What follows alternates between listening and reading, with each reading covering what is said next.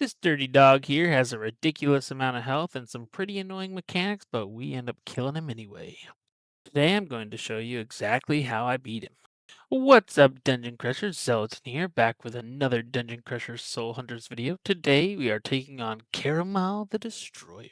But first, let's take a look at my hero setup. First, we've got my main damage dealing heroes, and these are what I like to call my expendable heroes. These are my revive heroes and defenders. And lastly, these are my buff heroes. If you're curious what runes I'm using, I have a separate video that explains all of that, so I will leave a link in the description and go check it out. Now let's hop into the fight and see how it plays out. It opens up like normal. My expendables are just gonna try to die, and then my other heroes are gonna give themselves immunity to debuff, and we'll get into the first round. Hopefully, my expendables die, and then we'll turn over to our backup heroes coming in to fully form our deck. About here, you can see Lord Drader already puts burn on all these heroes susceptible to debuffs. You can see a lot of these guys have debuff, so immunity to debuff is pretty important on your main carries. Here you can see that he has Devour, and then also when he activates that ability, he causes my heroes to bleed. You'll see here Lord Drader actually has an ability that causes my heroes to burn as well.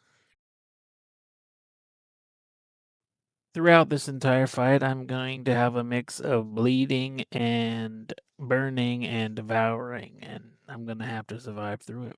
Right here, my reserves come in, and you can see that Caramel has an entry debuff that ends up killing them, which doesn't help me activate most of my runes and can cause me to lose consistency and potentially not win the fight if I don't get any of my revives early. And the only thing really keeping me alive here is going to be Fortitude. You can see coming up here that Kolazar doesn't actually revive, which is hurtful, but my Oputch does, which allows me to keep them alive a little bit longer. Unfortunately, with the Maris not activating Assassin as soon as he comes in, you can see some of my heroes are not doing all that much damage, which is really unfortunate. But yeah, I'm just gonna continue getting burned and devoured and dying and hope my Kelazar can actually revive somebody. Here he goes. It took 4 rounds, but he finally did it. Now I can start getting a little more consistency. My guys are gonna stay alive a little bit longer. Unfortunately, Green Orb didn't get revived, so that still messes with my consistency a little bit. Also, no Maris, so I'm still getting 0 damage on these Kurths.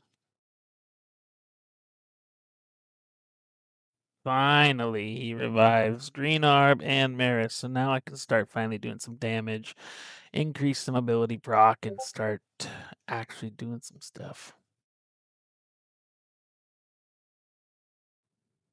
But I mean, this is pretty much it. They're just gonna keep getting burned and devoured. I'm gonna start reviving consistently, and my guys are gonna survive a little longer, and then I'll start ramping up damage, and I'll be able to kill everything.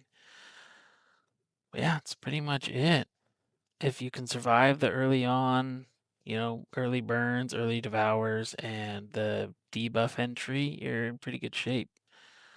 Honestly, sometimes it takes me a couple of power attacks to kill him, which is pretty unfortunate, but you do what you can. All right, let's watch us close it out, my guys. I'll do my last big hits and we'll call it a day. Right on. And there it is. He is down. Hopefully, this gives you some ideas on your own Caramel setup. If you're still struggling with him, drop your team down in the comments and let me know where you're getting stuck. And let me know which Labyrinth boss you want me to take on next. If this helped you out, hit the like button, subscribe for more Dungeon Crusher content.